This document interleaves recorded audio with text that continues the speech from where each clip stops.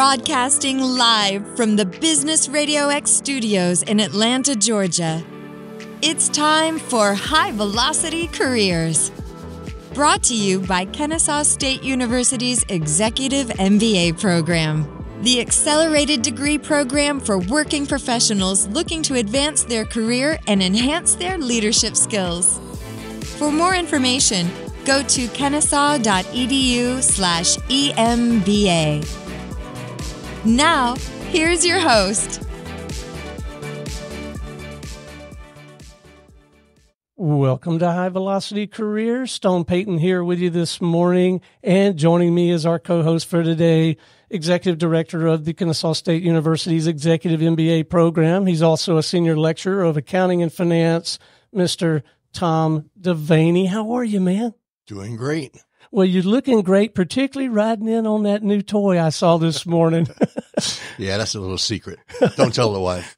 Well, congratulations. Well, we have had designs on putting this series together now for some time. I'm so excited. Cannot think of a better way to kick it off. You've invited a couple of esteemed faculty members to join us. Who'd you bring with you today, man? Well, I brought two of our dedicated faculty in the EMBA program, Dr. Marko Jocic and Dr. Preston Davis. Actually, James Preston III Davis, I believe, is correct, right? Well, I'm still trying to get over the esteemed part of this. Yeah. That's all right. Well, we're delighted to have you, gentlemen. I'd like to ask you both, and I'll ask you to respond one at a time, and we'll start with you, Preston III. We'll start, but I'd love to hear a little bit about the background. I'm fascinated by the career choice and always curious to know, how does one end up being on the faculty of an institution like this? What's the backstory, man? Yeah, I think it's called barely getting out of undergrad. That's the what led me here. No, I have a somewhat non-traditional path here. So originally I always wanted to be a soldier in the military, so I was fortunate enough to go to West Point, but I only stayed for about a year and a half. Got to play football there. I always joke I was on the team, didn't necessarily play football there, but I was on the team. Left there, jumped around. I spent a couple semesters at UVA and community college, finally graduated from Auburn University. I think barely making it out of there. I played in a band. I was a bartender, which is pretty interesting. So I actually toured in a band in the Southeast for about a year and a half, maybe 2 years. Funny enough, one of the other members of the band finished his PhD at Georgia State and is a tenured professor now. So I don't know, maybe music's the way in. And then I just, I got into the startup world, got to work for some kind of family-owned and venture-backed companies. I've gotten to work at one of the largest, services firms in the world.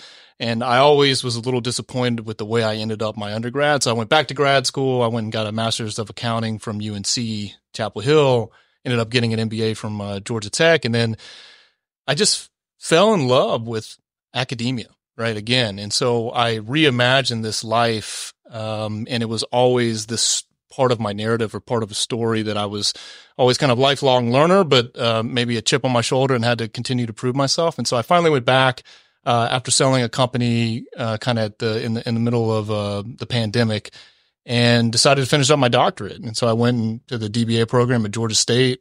Fantastic, amazing experience. Had no intention originally of teaching, and they had an opportunity to kind of get certified in teaching, and I got to teach a few undergrad classes and started to fall in love with it. Right? Just the impact, the fulfillment that I was getting from it, and said, maybe this is really a path for me. Seemed to some extent that maybe people enjoyed when I was talking, which I still can't figure that one out. But I had enough kind of life experiences to relate with a lot of the students, given kind of my non-traditional background and some of the things I've been through, and that ability to connect and just kind of witness the evolution and of these people, it just really truly inspired me. And so I said, if I can actually finish this and graduate and finish my dissertation, maybe I'll get a chance to teach somewhere. And fortunate enough to, I guess my resume came across Tom's desk, and he decided he was willing to take a risk on me even before I finished. Got to teach a little bit in the MBA program before actually finishing my dissertation, and kind of fell in love with it, and it was really excited, and got to meet an incredible person like Marko here that I think reinvigorated this idea of, colleagues and working together and just research and everything that goes with it, and just the impact that they were making on the MBA associates was something I never dreamed to experience after just teaching undergrad and kind of talking to 18, 19, 20-year-olds.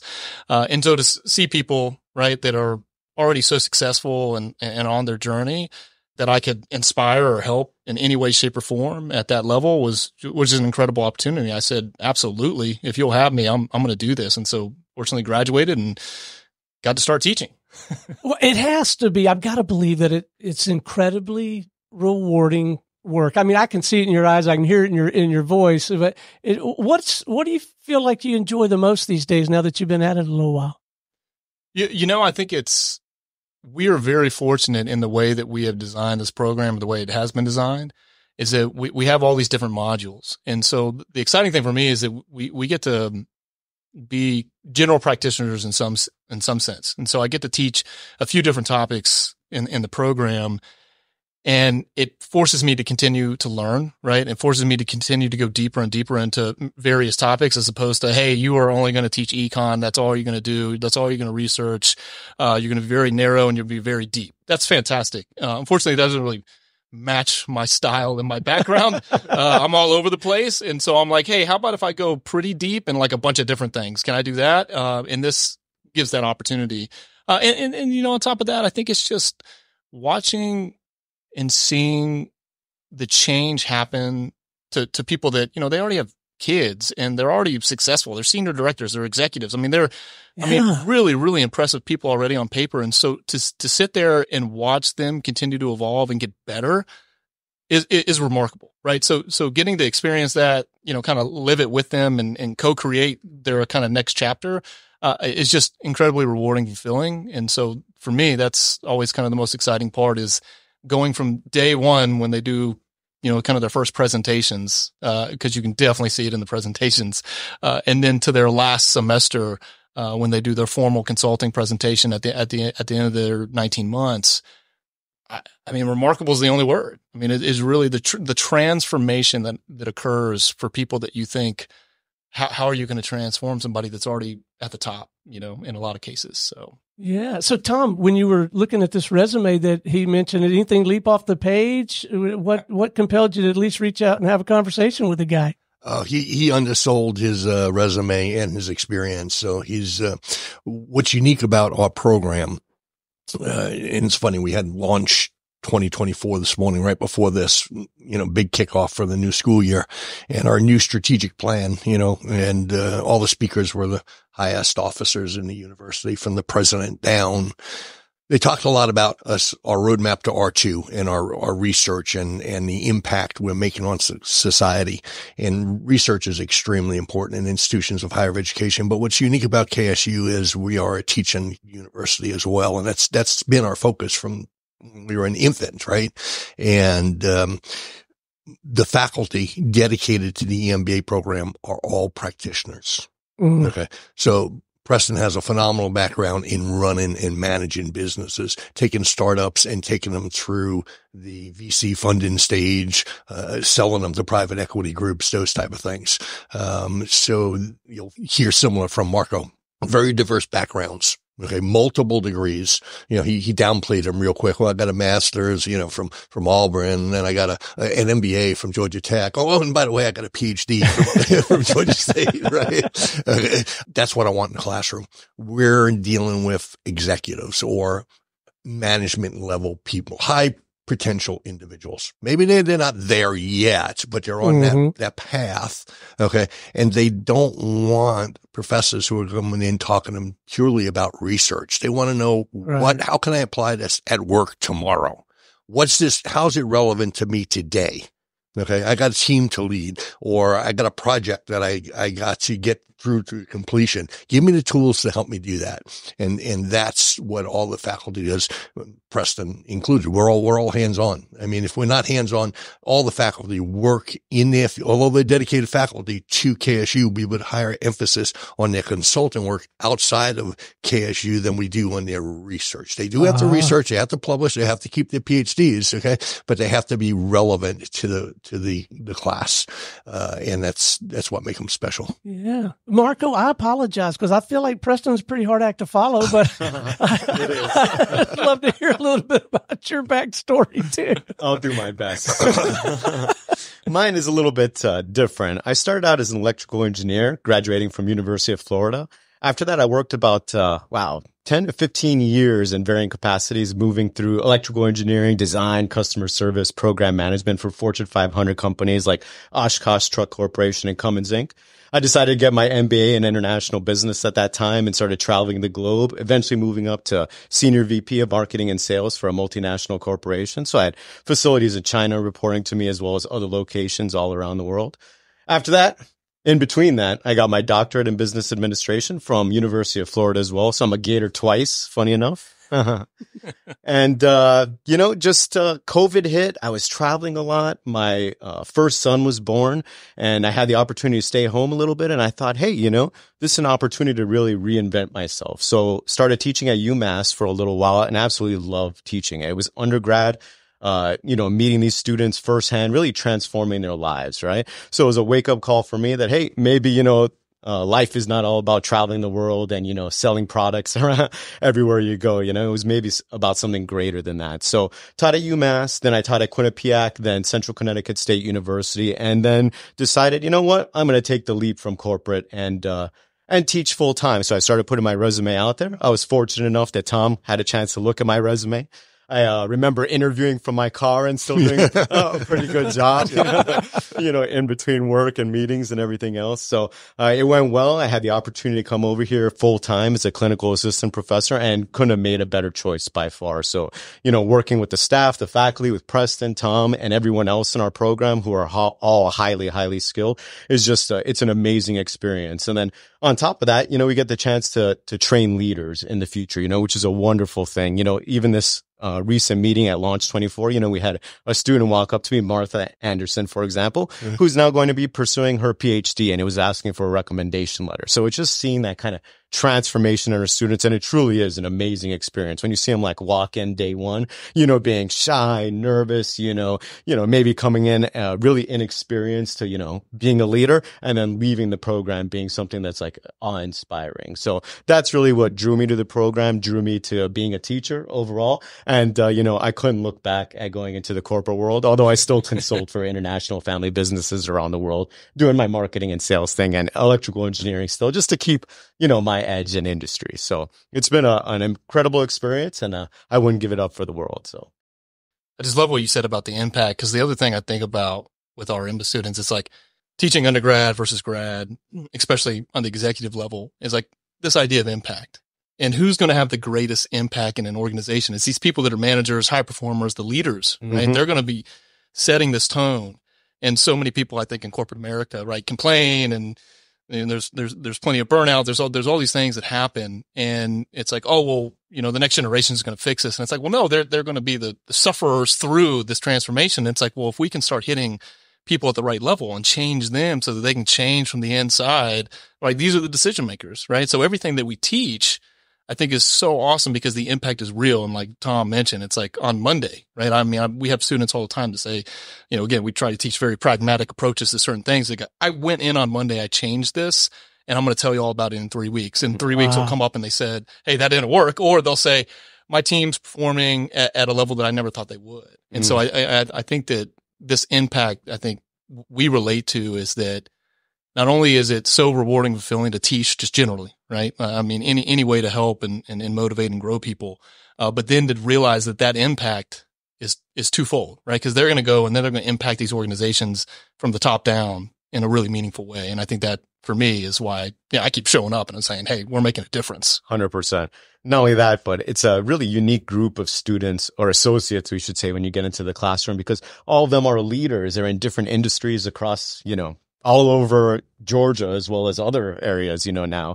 So they get to share a lot of their experiences, their insights in the classroom. So it's not just us teaching to them, it's them teaching to us as well as to their peers. And it's amazing when you look at the dynamics of this type of classroom compared to like your typical MBA graduate class or undergraduate where, they're not bringing their experiences into the classroom. And we get that every single day. It really is amazing. Yeah, I always joke I'm just a facilitator, right, of knowledge and communication between each other because there's no way I can compete with the level of wisdom and experience that's in the room, right? I mean, there's so many decades more years in that room. And I used to always joke with people about undergrad is that I really did. I had maybe few people that are very passionate about the undergrad teaching. And I always joked that it just helps my anxiety out because when I walk in the room, I'm like, well, I probably know more than you, right? You're 18 years old or something. Like I'm going to learn something, but generally I'm going to be feeding a lot more than I'm going to be eating, right? So, in this case, it's like keeps us on our toes all the time because anyone in that room can ask some of the most difficult questions. And a lot of times I have to say, that's a great question. And I don't know, but I'm going to find the right answer. I'm going to find the evidence that supports the best way to do something. So it's ethos, it's value system, it's mindset. It must be curricula and structure, all of those things. But there are so many distinctions I'm picking up pretty quickly here in this and your more traditional MBA path, right, Tom? Yeah, we have a list of what we call our distinguishing characteristics that 5 or 6 bullet points, but the last 3 are my favorite. One is the dedicated faculty, and you have 2 of them here today that you'll get a feel for the expertise and their commitment to changing lives and just moving forward, research, but learning from students, humble. Okay. We walk in the classroom. I teach accounting and finance. I'll have a CFO in a class. Okay. I better be on my toes. Okay? I can't be sitting here 5 years out of date because I'll get called out. Right. So same thing in all these multidisciplines, but we got the dedicated faculty. We have our focus on leadership and personal development because when we're changing lives, we're not just changing lives in their workplace. We're changing lives across the board. Our students will tell us they're better husbands, they're better fathers, they're better coaches, okay? Because we put a lot of emphasis in our curriculum in their personal development, particularly their leadership skills. And then what I love most is our applied integrated curriculum, which is pretty unique. They don't take a class. They don't take an accounting class for 10 weeks. Listen to Professor Devaney talk for an hour, 3 days a week. And good, I finished my accounting requirement. Now let me take a marketing class. And they go to Marko's class. And, I'm finished with that. Let me go get an econ class from Professor Davis. We teach in little 4-hour modules, okay, and over a theme for the weekend. And it's very multidisciplined.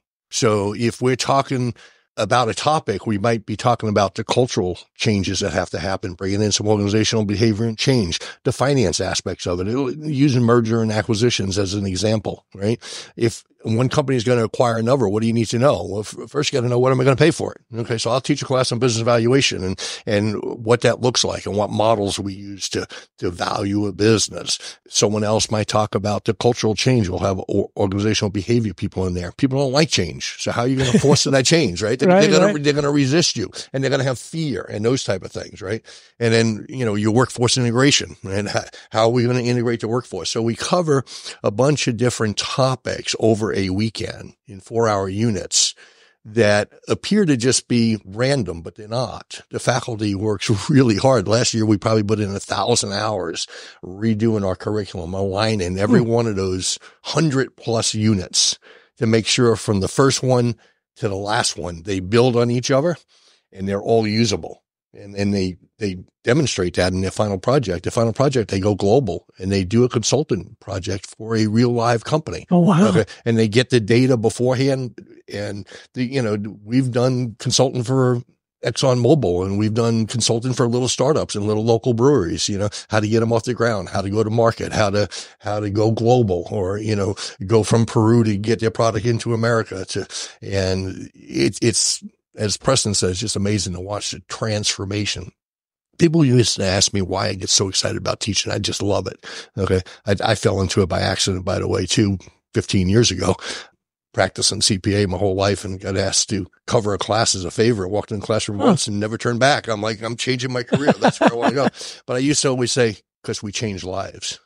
So now I got to get with the new vocabulary with our latest strategic plan. We transform lives. Did you catch that today? So I can't say we change lives no more. Kennesaw State University is going to be transformational in the life of our students moving forward. KSU is a really cool place, and it's really going places lately. It is fast. So are you finding that as selective as you are in bringing together the right kind of faculty to pull all this off, are you finding that you're equally selective in the students that you allow to participate in the program? We are, and we hold the students to pretty high standards. We are a teaming program, so it could be easy if we didn't do it correctly for a few to slide through without really putting forth the effort or taking away from the program as much as they should. They're making a serious investment. We owe it to them to make sure that they're going to get the most out of it that they can. They're making a serious time and financial commitment. And every once in a while, someone will slide through the cracks and think they're going to coast through. And we have, very close monitoring of team feedback loops that is all automated, faculty intervention, what have you. So we're pretty selective of who we get in because they have to go through a successful interview before they can even apply. So a lot of people ask, well, what's your acceptance rate? Our acceptance rate's really high because if you made it to an interview, you've already been pretty well screened. We've already had your resumes. You've already been to an information session. My recruiting team has already searched your background and, we're pretty comfortable you're a good fit. And what we really need to stress in those meetings is that this is a team and program. There's a lot of these individuals are high achievers, but they're individual contributors, right? You can take a doctor, and we have plenty of doctors go through the programs. Really? Oh, yeah. Huh. You can take a doctor or someone who used to run his own practice or what have you, and they're used to just being the boss, and nobody questions them, and they do their own thing. And they're brilliant, don't take me wrong, but they don't belong in our program because our program is a teaming program, and you got to learn how to play nice in the playground. Okay. You got to leverage yourself. Okay. So the interview process is really just that fit. Do you really fit? Yeah. Do you have the DNA of our program, or do you belong in a traditional MBA? Nothing wrong with that. Okay. We cater to a different market. Marko, walk me through a team coming to you on a given Saturday. What might they be doing on a Saturday in your room for the 4 hours? Oh, good question. So it's a really interactive weekend. So during that 4 hours, for example, we may lecture for 30, 40 minutes. Then the teams will break out. They'll do an interactive exercise, like bringing in a case study or an example or a simulation or some kind of game or teaching us, reverse role play kind of situation. So it really is an interactive environment. So they'll do that, have a quick break. So it's kind of in these hour segments where they're learning, interacting with their team. And then at the end of every semester, they do a cohesive presentation that basically summarizes all the functions they learned over that semester and brings it into a team presentation where they walk it back through faculty and sometimes even to a broader audience. For instance, in the entrepreneurship semester, they'll actually present a business plan to a group of venture capitalists in the room. Actual VCs. Actual VCs. Wow. And a lot of businesses have actually started as a result of that assignment, believe it or not. So Peace, Love, and Pizza were graduates of Kennesaw State University, and there's many others. So it's amazing, seeing that transformation, seeing those business plan presentations and all the presentations they have in every single semester. And just that camaraderie they develop, the cohesiveness those teams have. And it starts off as like, they don't know each other, right? These are very diverse people we put on the teams purposely in terms of industry, background, and everything else. And then by the end of the semester, to see this as a close-knit group that are meeting each other for, weekends, parties, events, and they stay connected. Our network is fantastic in the executive MBA group. The alumni all gather regularly. We have events that foster networking. We have many students that hire students in the program depending on their level. So it's a completely different experience than, going for an online MBA where you may not know people in the cohort. In our program, everyone in this cohort plus the past cohorts, and it's a completely unique experience. So the team-based aspect is a key to it, but it's also critical. They have to grade each other. They have to step up to the plate. They have to address issues sometimes with teams and make sure that they're all performing to a level that is admirable, and they do at the end. So, Preston, I have heard the phrase leadership skills come up a couple of times in this conversation, and I've read a few books, and I feel like I could make a reasonably decent 15-minute talk, to the Rotary if I needed to next week. Is there a rubric? Are there some very specific leadership skills that you guys have your eyes on? Speak to that a little bit and how you try to take them from point A to point B. What we do, I think a really good job here is that, the self-actualization, the self-awareness is such a key point, because until you get there, you really can't grow or move forward. And so we have an amazing strategy and leadership professor, right, that leads them through a path. We have an incredible kind of organizational management, HR kind of professor that also helps with this, right? So we hit on EQ and all these various things. But, ultimately it is something where we don't necessarily take one stance and say, hey, here's a framework and you have to use it, right? Mm-hmm. So I think we do a pretty good job of saying, hey, not one medicine's going to cure everybody's, right? Like you got to try something different. And so what we do is we present like, hey, here are 3 or 4 or 5 of like the main frameworks, the main leadership styles, we have probably too many assessments, right, that everybody gets to take, and you get to know a lot about yourself, right, in a lot of different ways, and maybe what leadership style might be best for you to use and all these other things. But it's really taking them down this journey so that they can better understand who they are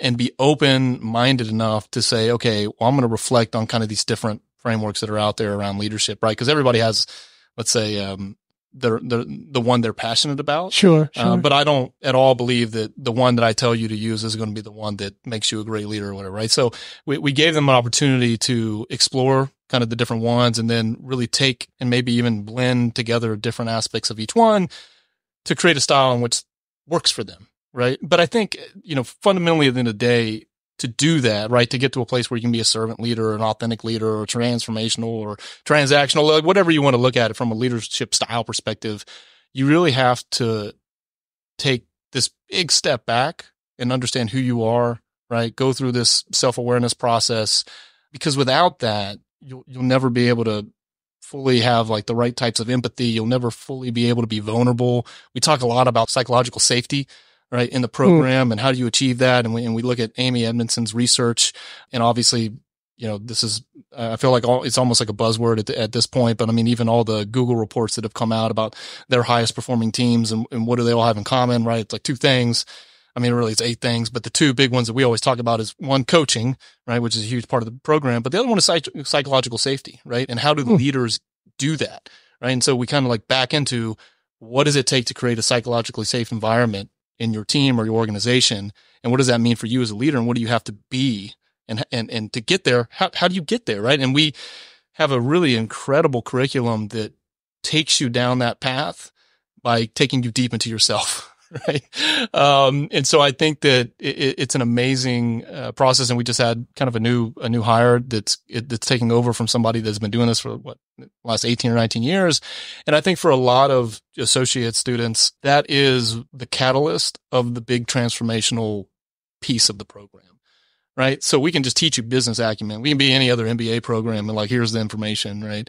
But to see a fundamental shift and change in your mindset and the character of who you are, and building like these different silos of ethics and morals, and how does that relate into me as a leader in a company, and what kind of company do I want to be involved with? I mean, we start asking really, really, really tough questions that force people to go deep and introspective and say, all right, who am I? Right? I mean, at the end of the day, you get into an education setting, you go, okay, I'm here because XYZ, and I didn't even realize I'm here because of this other thing, right? And so I think it's important to ask those questions, and we give an amazing roadmap for that through that leadership curriculum.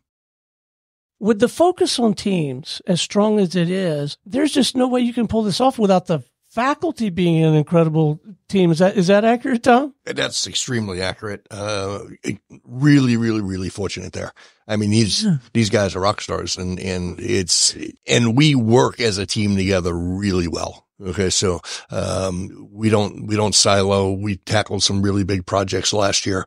We're getting ready to launch in September, where we'll be, high flex. Students can attend remotely. We've never done that in the past. Okay. And it's important that we don't lose this team aspect and the culture and everything else that develops face to face. So there's a ton of work that's going into being able to get to that point, and us feel that we're not going to dilute the experience by having some students potentially attend remote. Yeah. Okay. But we work together. We generally have a faculty meeting once a month. We are highly involved with every one of our students, the stage of where they're at, any problems we're having, we discuss, we reach out to students who might be struggling.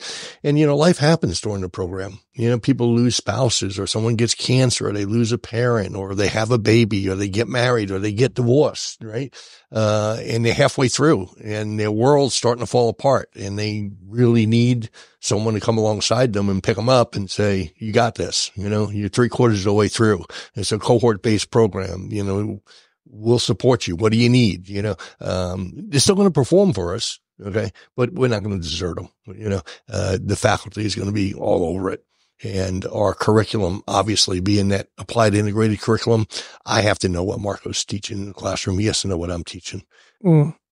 Preston has to know what we're teaching. Okay. All our faculty have to. Last thing we want to do is we go in and I'd say one thing is garbage, and Marko goes in and says, this is the latest, greatest, right? Yeah, forget what Marko said. Yeah.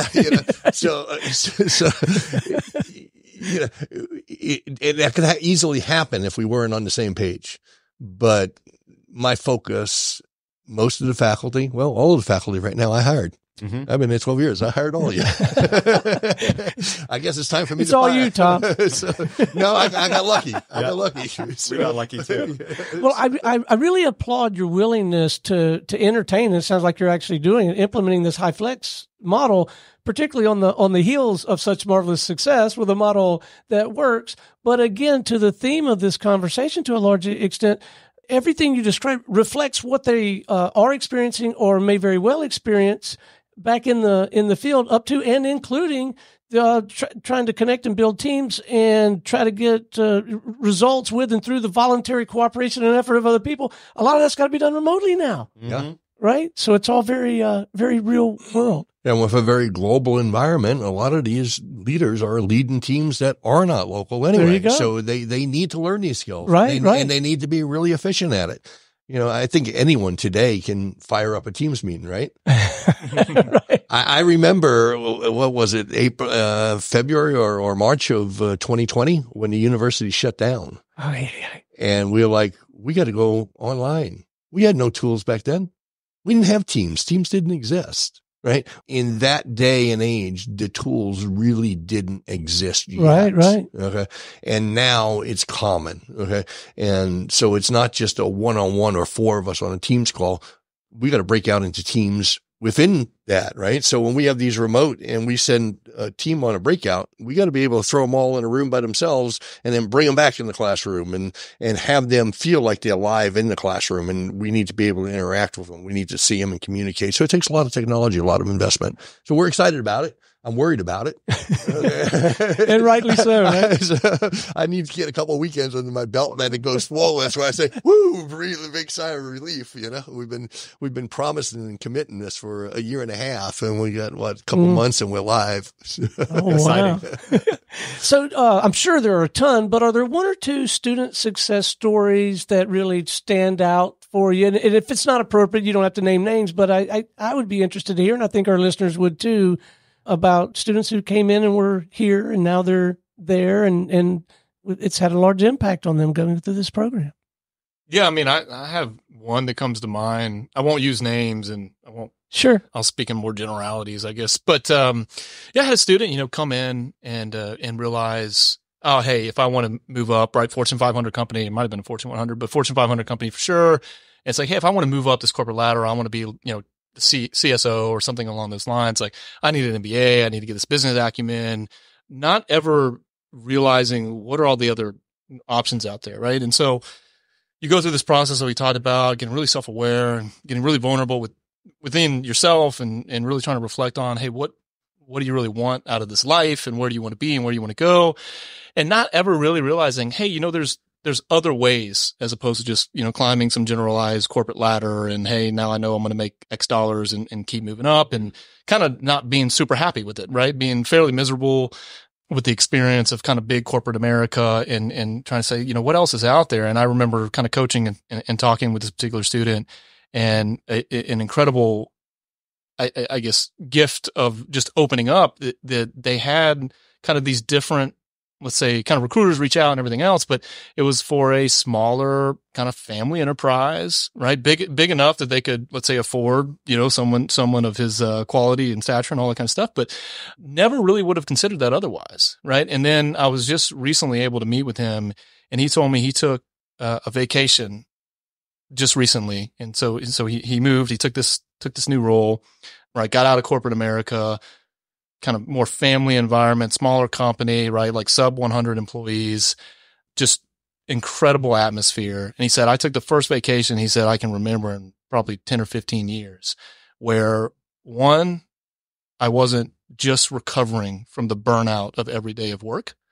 And two, got to spend time with his family, his kids, his wife, really be there and present in the moment of being on that vacation. And three, he said, after a few days, I was excited to come back. Yes. He goes, he's like, I wasn't thinking about and worrying about and thinking about work on the vacation because I was so miserable and all the stuff's going to pile up and all the, BS that's going to happen, all these things that are horrible, right? And the environment that he was in.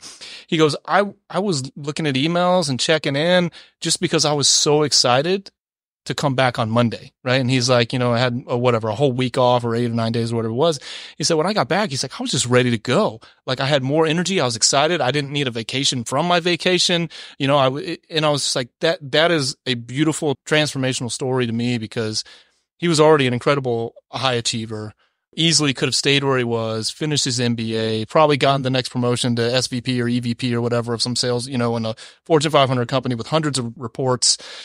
And thinking that was the definition of success because that's what he was around and in. And it's like, well, doesn't have to be the definition of success, right? Like you don't have to have 500 people reporting you to be successful, right? Or you don't have to have that logo on your resume to be successful, right? You can really get introspective again and figure out what does success mean to me? And is that time with family and financial security and time with my kids and ability to take a vacation and not freak out and be miserable and then have to recover from the vacation, right? I mean, and he sat in my office and was just like, the look on his face, like said it all for me, right? It was just this moment of realization and this beautiful story where someone who, right, if they had never, let's say, come to the program, may have never gone through that kind of self-actualization to say, I need to redefine what success looks like for me. And in doing so, right, I think he's making more money, right? He's happier. He's enjoying his work. He's taking vacations. And it's not like he's still on the honeymoon period of the role. It's not like he's 1 week into this thing, right? And for the first time, it's mapping out kind of the next decades of his life in a lot of excitement. And so I think for me, that was sitting there and getting to hear him just so passionately talk about this realization. I was like, this is, and it's credit to the program, credit to all the faculty. And I think it's just opening up people's eyes to those experiences. It was just a beautiful moment for me to sit there and listen. I really just kind of got to take it all in as he, kind of championed this narrative. I was like, oh, this is incredible. Marko, I'm sure this isn't an isolated case where people do, going through this process, choose to redefine success for themselves and maybe make some pretty substantial changes in their direction. Yeah.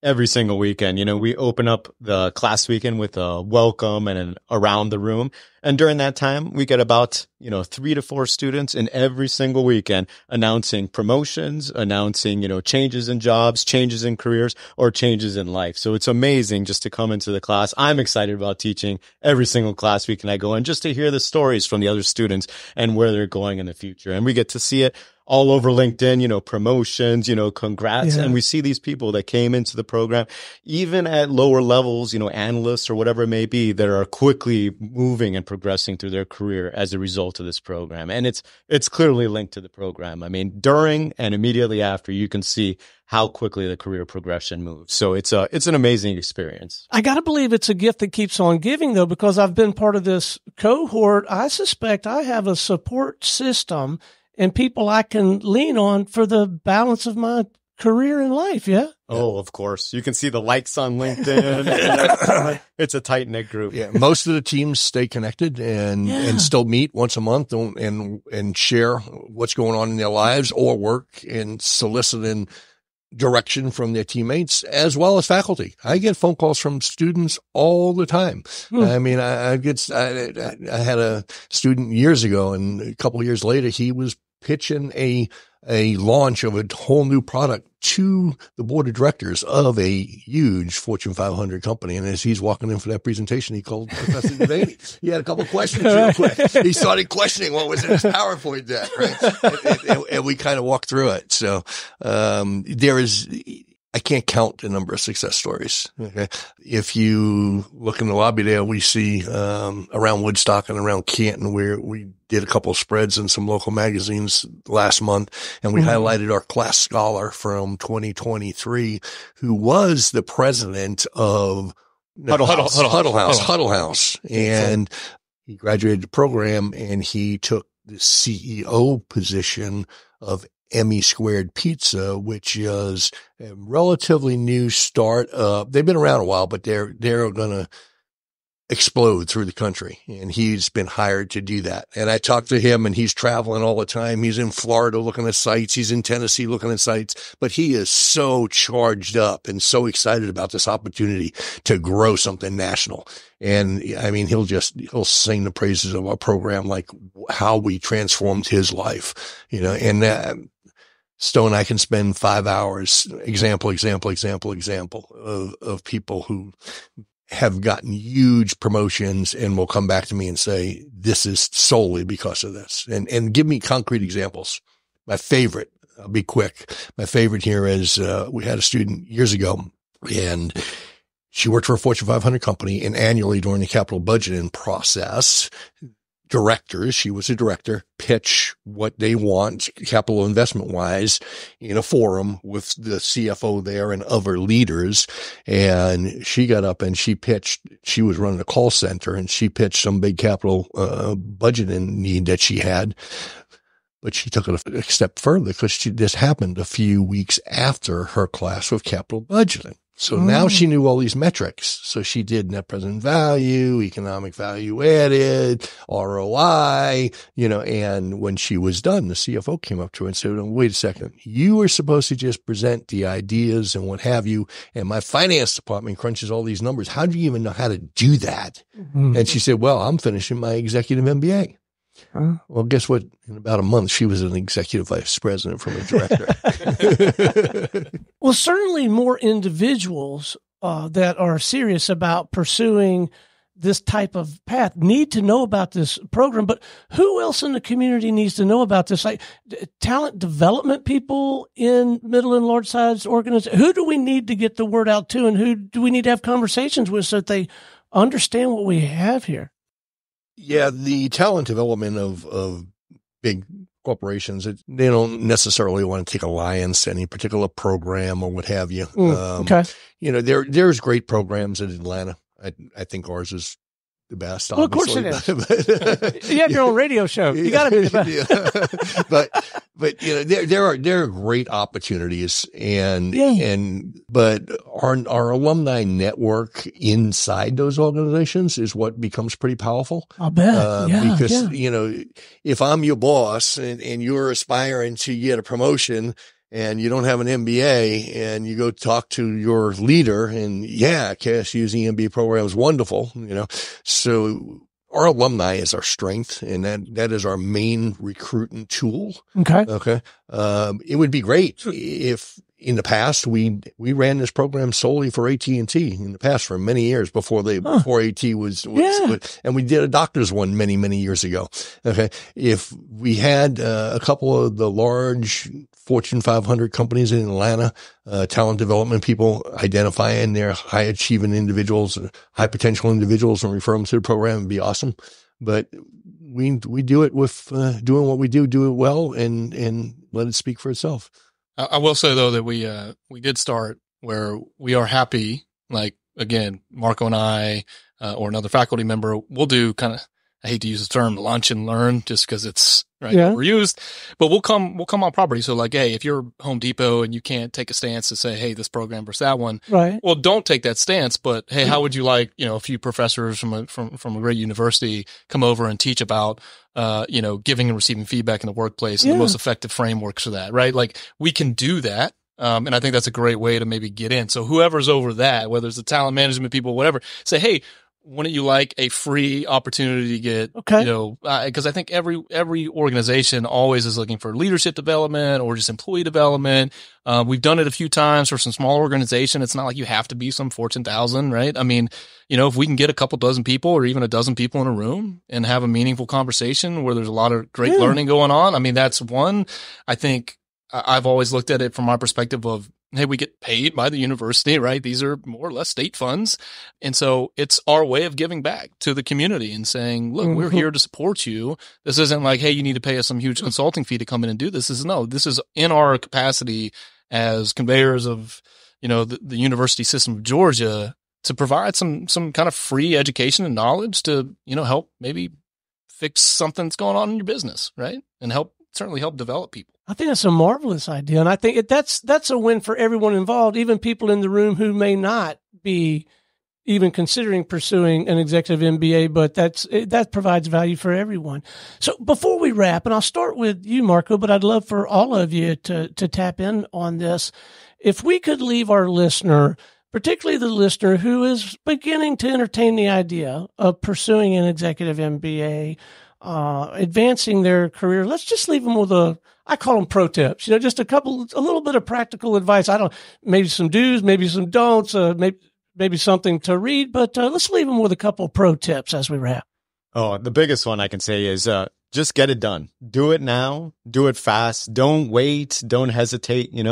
There's no time like the present to take control of your life and take it to that next step. And, as dedicated faculty, we're here to help you professionally, but also personally. Tom can help you with your personal investments for sure. You definitely help with mine, through the program, just learning as an innocent bystander. So, take the plunge. Don't wait. Get it started, put in the effort, and it's amazing the benefits you'll get out of it. It's one of those degrees that this is not just a piece of paper that you have on your wall. This is something that you will show every single day in your career on how it made a change in your life. So I say just take the plunge.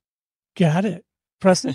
Yeah, I like it. That's the one I would have used is, the stealing from Nike, right? Just there you go.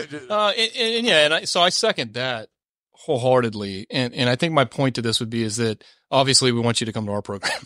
But just in general, I think getting to, a little bit more formalized education, as we all grow and grow older, I think is really, really critical for a lot of different reasons. And I will just say in terms of whether it's some level of wisdom, which I have very little of, or just encouragement, is that anything worth doing is going to be tough, right? And I always joke that, right, you can't have fire without friction. And so my thing is you do it and know that it's going to be hard.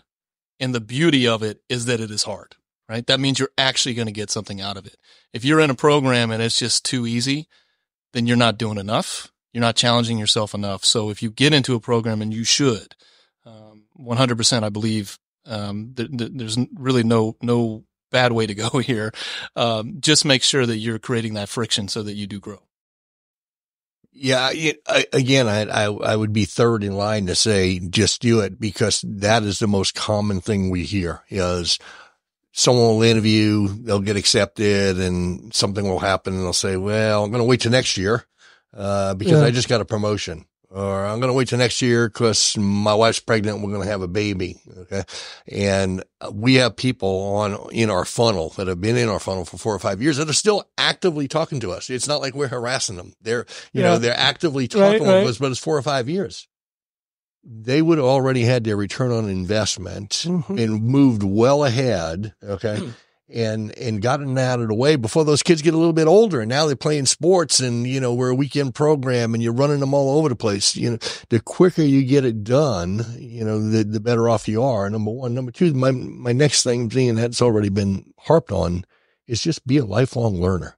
And Preston said that, hey, if it ain't here, get it somewhere. Okay.